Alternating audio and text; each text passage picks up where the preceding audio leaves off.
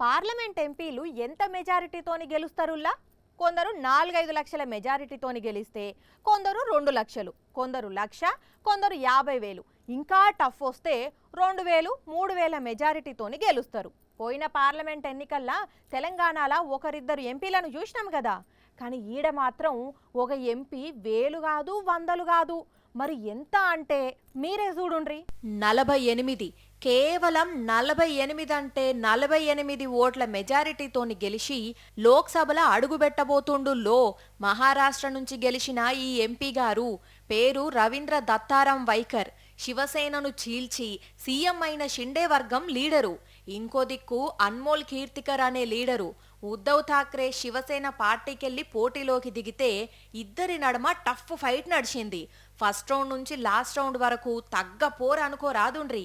కానీ ఆఖరికి షిండే వర్గపు శివసేన లీడర్ అయిన ఈ రవీంద్ర దత్తారాంకు 4,52,644 ఓట్లొచ్చి అన్మోల్ కీర్తికర్ 4,52,596 మాత్రమే పోలయ్యేసరికి అదృష్టం మంచిగుండి 48 ఓట్లతోని బయటపడ్డాడు.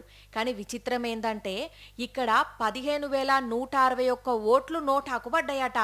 మరి అక్కడి ఓటర్లకు వీళ్ళు ఎందుకు నచ్చలేదో, ఎందుకు పంచాది అనుకున్నారో గాని నోటానెంచుకొని గుద్దుడు గుద్దితే ఇంత టఫ్ వచ్చింది.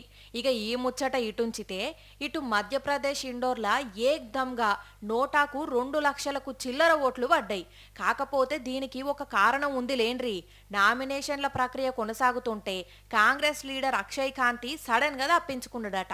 ఇంకేమున్నది, బీజేపీ లీడర్ శంకర్ లాల్వాని మస్తు సంబరపడుతుంటే గట్టిగా ప్రచారం చేసిన షేయి పార్టీ కాంగ్రెస్ అభ్యర్థి లేడని అస్సలు బాధపడొద్దు, మీ ఓటును నోటాకు వేయమంటే హస్తం పార్టీ క్యాడర్ మొత్తం ఇటు మొగ్గు చూపిందన్నట్టు.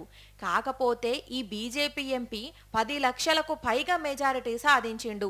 కానీ పోయిన పార్లమెంట్ ఎన్నికల కంటే ఈ ఎన్నికలు భలే గమ్మతిగా జరిగినాయి పోండ్రి.